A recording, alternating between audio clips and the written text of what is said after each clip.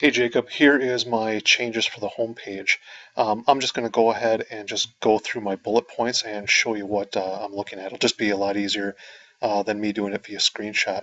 So the first one that's in here, it is add the line return padding for this intro text, the Welcome to Race Navigator. Let me show you that. It's right here. If you could put a little bit of padding between these two, that'd be great. I think you've done it pretty much everywhere else. As a matter of fact, if I move over to tablet, you'll see what I mean. See how you inserted spacing in between there. If you could do that same thing for here, that'd be fantastic. Okay, let's move on to the next one. And that is the discrepancy of module width. This is just something that I noticed. If it's an easy fix, go ahead and do it. If not, don't worry about it. It's not huge. But it's between all these different modules here. You can see that there's a little bit of a difference of width here. That's no big deal. These two are the same, but it's this one on the bottom here that's off. I just think that those should all be the same.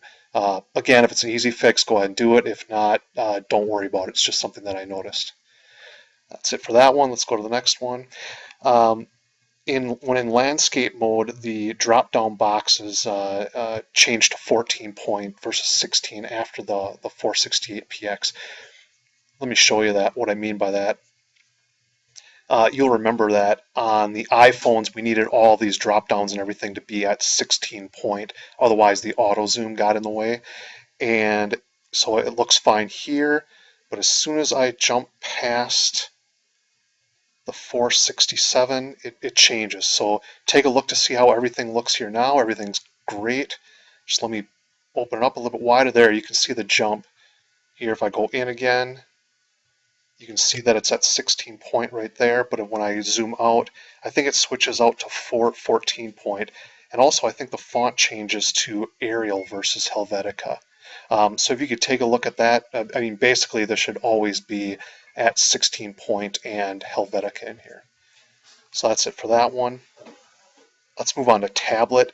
My first note is to remove the feedback slider. I know that we initially had that in there, and I was hoping that it wouldn't get in the way, but it does.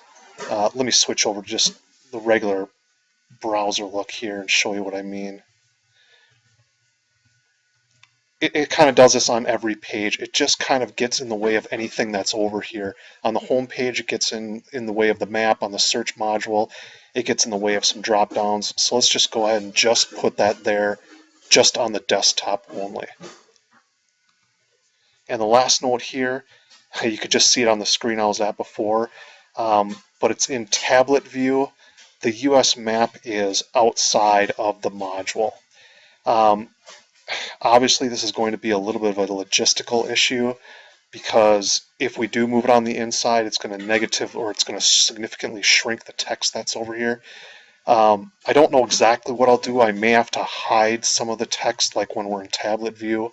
I'm not too sure, but I think that the only solution right now is going to be to move that map inside of the module so that this right-hand side is all in there and on tablets can be clicked.